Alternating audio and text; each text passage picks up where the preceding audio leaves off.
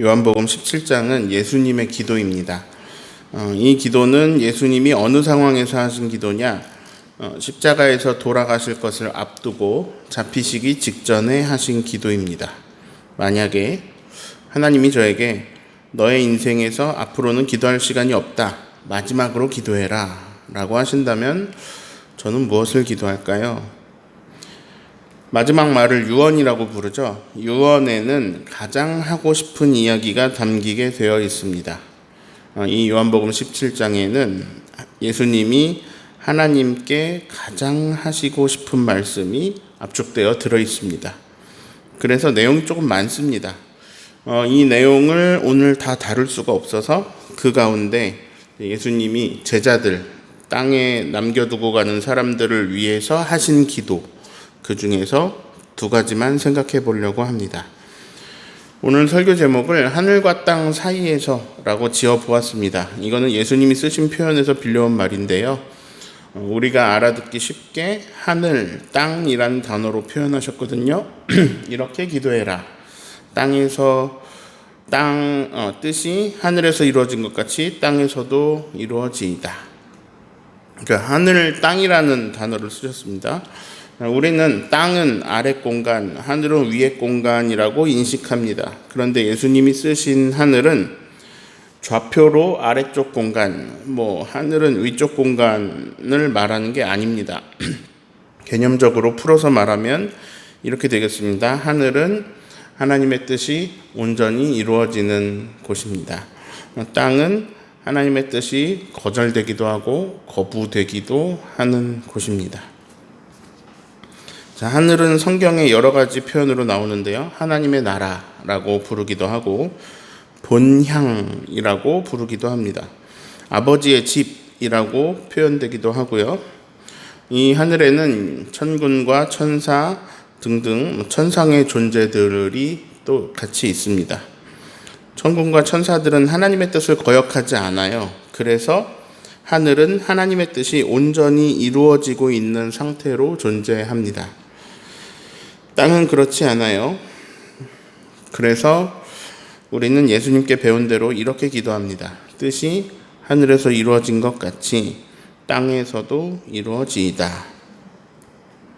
자, 땅에서는 대부분 하나님의 뜻을 거부하고 거절하면서 불순종하지만 우리는 예수님께서 알려주신 대로 회개하며 돌이켜서 하나님 뜻대로 살고자 선택하려고 하오니 그 뜻이 땅에서도 이루어지며 그렇게 하나님의 나라가 땅에도 임하게 해주세요. 이런 기도입니다. 예수님은 이제 잡히시고 죽으십니다. 그리고 부활하실 것이며 땅에 계속 계시진 않을 거고요. 본향인 하늘로 가시게 됩니다. 예수님은 이 기도에서 계속 그런 표현으로 말씀하세요. 나는 아버지께로 갑니다. 나는 아버지께로 갑니다. 근데 반대되는 말도 나와요. 그들은 세상에 있습니다. 그래서 사람들을 위한 중보기도 내용을 큰 틀로 보면 나는 이제 아버지께로 갑니다. 그들은 세상에 있습니다. 세상에 남은 그들에게 이렇게 해주세요. 라고 기도하시는 내용이에요. 27장은 그렇습니다. 그 예수님의 중보기도 내용 중에 두 가지를 마음에 새기고자 기억하고자 하는 권면으로 설교를 준비했습니다. 제가 제주도에 살면서 조금 달라진 게 있습니다.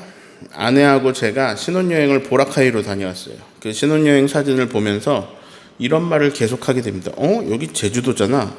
여기 제주도랑 똑같잖아.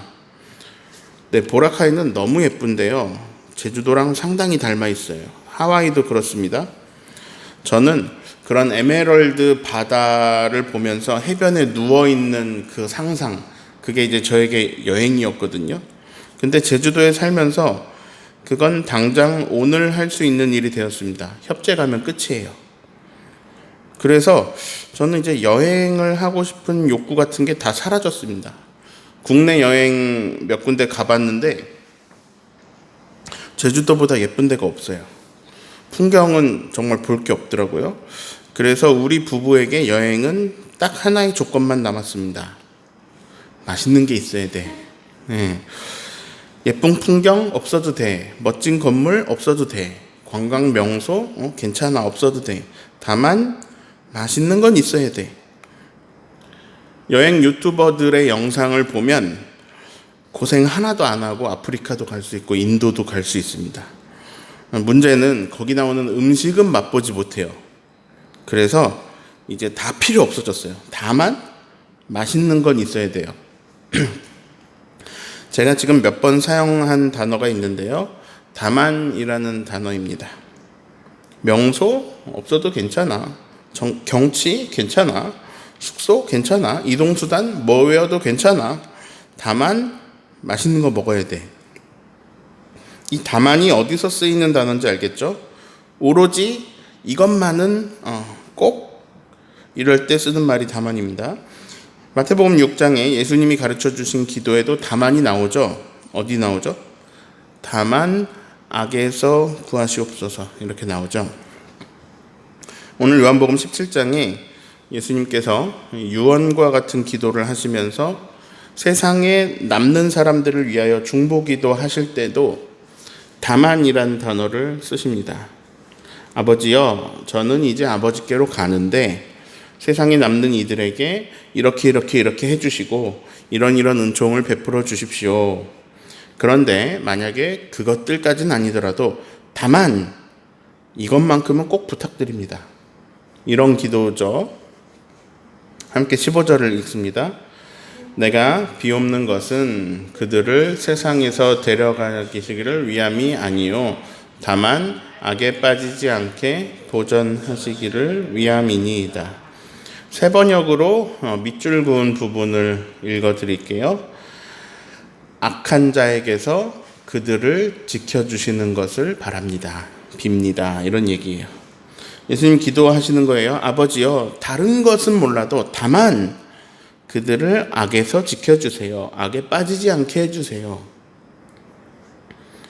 이거 주기도문 마지막과 상당히 닮아있죠? 다만 악에서 구하여 주십시오. 즉 예수님이 마지막까지 하나님께 간절히 요청하신 내용이 무엇이냐? 저와 여러분이 악에 빠지지 않고 악에서 멀어지고 악에서 구원받는 것입니다.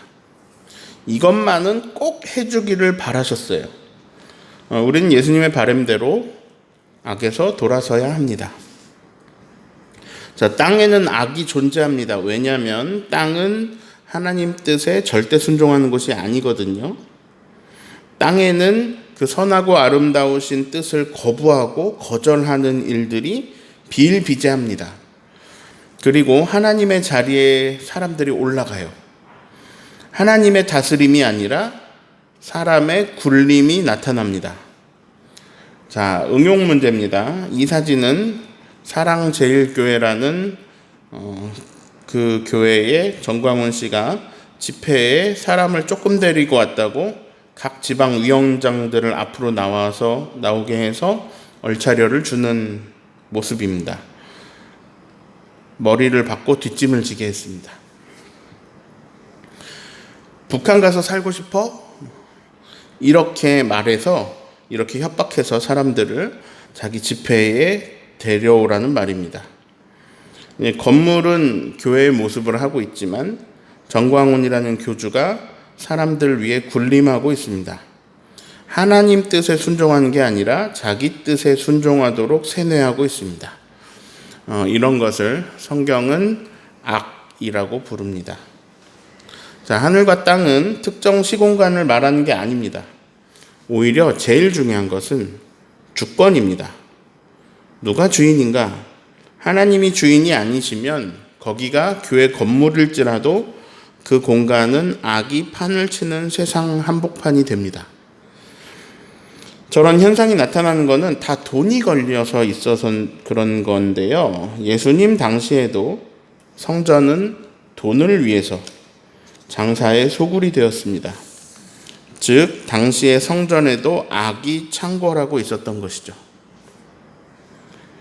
자, 위냐 아래냐 좌표 위치가 중요한 게 아니라 하나님 뜻이 이루어지냐 아니면 그 뜻 아닌 것들로 가득하냐에 따라서 그곳은 하늘이 되기도 하고 땅이 되기도 합니다. 예수님은 이제 죽음을 앞에 두고 세상에 남아있는 자들을 위해 간절히 기도하십니다. 다만 악에 빠지지 않게 보존하여 주십시오. 이제 또 하나의 기도를 볼 건데요. 이 기도는 좀 이해가 안 갑니다. 죽음을 앞둔 사람이 할 수 있는 기도 아닌 것 같아요. 어떻게 이런 기도를 할까요? 13절을 읽습니다. 지금 내가 아버지께로 가오니 내가 세상에서 이 말을 하옵는 것은 그들로 내 기쁨을 그들 안에 충만히 가지게 하려 함이니이다. 저는 아버지께로 갑니다. 아버지께로 가기 전에 세상에서 제가 이런 기도를 드리는 이유는 세상에 남아있는 그들이 내 기쁨을 가지고 살게 하기 위해서입니다. 이게 이제 곧 죽는 분이 하시는 말씀이에요. 죽는 것도 뭐 그냥 전기 충격에 1초 만에 죽는 것도 아니에요. 아주 고통스럽게 채찍에 맞고 창에 찔리고 나무에 사람을 못 박아 걸어두는 그런 아주 끔찍한 죽음을 앞둔 사람이 하시는 말씀이에요. 내 기쁨을 그들 안에 충만히 부어주시기를 바라서 이 기도를 드리고 있습니다.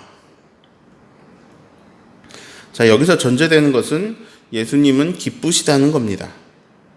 아니, 뭐가 기쁠까요? 이제 곧 한 제자가 배신을 합니다. 다른 제자들도 도망갈 겁니다. 베드로마저도 3번 부인할 거고요. 고통스럽게 죽으실 거예요. 그런데 예수님은 기쁘십니다. 이 기쁨을 혼자 가지고 있고 싶지 않으셨습니다. 남은 사람들에게 이 기쁨을 주어서 이 기쁨으로 살기를 바라셨습니다. 우리에게 적용해 보면 예수님은 우리가 예수님이 가지고 계셨던 기쁨을 가지고 살아가시기를 바라셔서 그래서 그렇게 기도하고 계신 거예요. 자, 심지어 빨간색 보실까요? 내 기쁨을 조금 가지는 게 아니에요. 충만히 가지게 해달라고 기도하고 계세요. 자, 이 기도를 겟세마네 기도라고 보는 사람들도 있습니다. 다른 복음서에는 겟세마네 기도가 내용이 많이 나오지 않았어요. 나의 원대로 하지 마시고 아버지의 원대로 하옵소서 정도가 나왔어요. 얼마나 간절하게 기도하셨는지 땀이 핏방울같이 되었다라고 합니다. 제자들은 자고 예수님만 쓸쓸하게 막 거의 피를 흘리듯이 기도하신 거죠. 그런데 요한복음 17장에 나오는 이 죽음을 앞두고 하신 기도를 만약에 겟세마네 기도로 볼 수 있다면 다행히도 그 내용이 훨씬 풍성하게 나와서 그 내용을 우리가 조금 알 수 있습니다. 그 가운데 중보기도가 들어있는데요. 중보기도 내용 중 오늘 제가 소개하는 2가지를 보면 하나는 어찌되었든 다만 저들을 악에서 구해 주십시오. 그리고 또 하나는 내 기쁨을 그들 안에 충만하게 부어주십시오. 이런 기도였다는 거예요. 예수님이 우리를 사랑하셔서 진정으로 예수님이 바라시는 2가지가 기도에 담기고 있는데요. 그것은 우리가 악에서 보호받는 것, 그리고 기쁘게 살아가는 것입니다. 예수님이 원하시는 것은 우리가 악에 빠지고 악에 짓눌려 슬프고 고통스럽게 사는 게 아닙니다. 자, 마태복음 표현으로 하면 땅이고 요한복음 표현으로 하면 세상이고 아무튼 땅이든 세상이든 아무튼 이 인간 세계, 이 현실 세계를 살아가는 동안에도 하늘의 기쁨을 가지고 살기를 바라시는 거예요. 방금 제가 예수님이 죽음을 앞두고도 기쁘신 이유를 말씀드렸습니다. 하늘의 기쁨. 예수님은 알고 계십니다. 5절을 같이 읽습니다. 아버지여, 창세전에 내가 아버지와 함께 가졌던 영화로서 지금도 아버지와 함께 나를 영화롭게 하소서. 자, 세상이 창조되기 전부터 하나님과 함께 가지셨던 영화로움, 인간 따위는 감히 상상도 할 수 없는 그 영광, 그 하나님의 영광, 그 하늘의 영광, 그 하늘의 영화로움으로 가는 과정이에요. 뭐가? 죽음이. 십자가 죽음 뒤에는 부활이 있습니다. 예수님은 부활을 알고 계세요. 제자들에게 순환 예고하실 때, 자신의 죽음을 예고하실 때 부활도 계속 예고하셨어요. 그래서 사실 순환 예고는요, 부활 예고라고 단어를 바꿔도 돼요. 그런데 제자들은 이 죽음이라는 단어에 너무 충격이 커가지고요, 이 뒤에 부활이라는 말이 들리지 않아요. 예수님이 계속 부활 예고를 하시거든요. 근데 들리지 않아요. 그래서 몰라요. 제자들은 예수님이 부활하실 거라는 걸 몰라요. 여인들도 몰라요. 아무도 몰라요. 믿지 않아요. 왜냐? 그런 거는 내 뇌 안에 카테고리에 없어요. 부활 이거 없어요. 자, 우리는요, 아예 생각을 못 해본 건요, 앞으로도 생각을 못 합니다. 만약에 듣는다고 해도, 그 얘기에 대해서 듣는다고 해도 그게 경험으로 없는 상태에서는 그 말이 별로 남지가 않아요. 자, 못 알아듣는 말은요, 기억에 남지 않아요. 외국 영화를 보면 외국인들이 그렇게 많은 말을 하고 대사를 하는데도요, 내가 못 알아들으니까 대사가 기억이 나질 않아요. 예수님이 부활하실 때요, 다 들었어요. 거기 있는 사람들 다 들었어요. 근데 알아들은 사람이 없어요. 왜냐하면 내 생각을 넘어 있는 세계의 정보기 때문에 이거 알 수가 없어요. 모르고 지나간 거예요. 자, 우리는 하늘의 영광, 오늘 우리도 마찬가지예요. 하늘의 영광, 하나님의 영광, 지금 하늘의 기쁨 말하고 있지만 이게 뭔지 몰라요. 이건 상상도 할 수 없어요. 왜냐? 경험이 없어요. 자, 이번에 손흥민 선수가 있는 토트넘이라고 있는 팀이 유로파 축구에서 우승을 했습니다. 그 선수들은 굉장히 영광스러워했어요. 한국인들도 많이 좋아했습니다. 자, 우리는 우리나라 선수가 금메달을 따면 기뻐합니다. 자, 우리가 경험한 영광은 그 정도 수준이에요. 그래서 우리는 하나님의 영광을 모릅니다. 몰라요. 그런데 저는 우주에 대한 지식이 쌓이면 쌓일수록 하나님과 우리 사이에 있는 간극이 너무너무 엄청나다는 걸 깨달아요. 막 소름이 돋아요. 우리는 지금 작은 제주도 땅 안에서 돌아다니면서 살고 있지만 사실 우리는요, 어마어마한 우주 안에 살고 있어요. 자, 그거는 우리가 인식을 하든 못하든 사실입니다. 자, 그 이야기는 이 온 우주를 만드신 우주보다 크신 하나님 안에 우리가 살고 있다는 말입니다. 우리가 인식을 하든 못하든 우리는 하나님 안에 살고 있어요. 근데 그 하나님과 우리의 간극이 너무 커요. 너무너무 커요. 우리가 가진 모든 상상을 다 동원해도 그것을 초월하는 간극이 있어요. 그런데 그 하나님이 그 간극만큼 낮아지셔서 인간이 되어서 우리 가운데 오셨어요. 그리고 그분이 우리에게 바라시는 것을 지금 알려주고 계세요. 그거는요, 우리가 예수님 수준의 기쁨을 가지시기를 바라신다는 거예요. 땅의 기쁨 차원이 아니에요. 하늘의 기쁨을 가지기를 바라신다는 거예요. 왜냐? 뭐 없어요. 그냥 사랑하셔서. 이유는 그냥 사랑하셔서. 하나님은 사랑이시다라는 게 다 증명되고 있습니다. 왜 그 높으신 하나님께서 이런 하찮은 인간이 되십니까? 하나님께서 뭐하러 죽음을 경험하십니까? 하나님께서 왜 자신이 가진 기쁨을 왜 하찮은 인간도 가지기를 바라십니까? 이 모든 것은 하나님이 우리를 사랑하신다는 것을 증명합니다. 그래서 십자가는 하나님 사랑의 확증이에요. 여러분도 사랑하는 사람 있죠? 그 사람이 기쁘기를 바라시죠? 그 사람이 행복하기를 바라시죠? 그런 게 사랑이거든요. 그 사람이 잘못되고 악에 빠지고 죽고 망하는 길로 가지 않기를 바라시죠? 예수님의 기도에서 알 수 있습니다. 예수님은 우리가 악에 빠지지 않고 악에서부터 보호받으면서 땅의 기쁨을 넘어선 하늘의 기쁨으로 살기를 바라고 계십니다. 오늘 설교 제목을 하늘과 땅 사이에서라고 지었습니다. 우리는 땅에 살아요. 땅은 하나님 뜻이 거절되기도 하는 곳입니다. 사람들은 대체로 하나님 뜻을 따르기보다는 자기 뜻대로 하죠. 그러니 여기는 악이 발생하고 심지어 악이 다스리기도 합니다. 그러나 우리는 그 가운데 회개하고 돌이켜 하나님 뜻을 따를 때도 있습니다. 하나님 뜻을 따를 때도 있습니다. 그리고 이런 기도를 드릴 수 있어요. 하나님 뜻이 하늘에서 이루어지는 것 같이 땅에서도 하나님 뜻이 이루어지게 해주십시오. 우리 가정에 하나님 뜻이 이루어지게 해주십시오. 우리 교회에 하나님 뜻이 이루어지게 해주십시오. 그래서 그렇게 나라가 임하면, 하나님 나라가 임하면 땅이 잠시 하늘이 되기도 합니다. 그래서요, 우리는 땅에서 하늘을 살기도 합니다. 땅에서 하늘을 경험하기도 합니다. 온전한 하늘은 아니지만 하늘을 미리 경험하면서 하늘의 기쁨도 작게나마 알게 됩니다.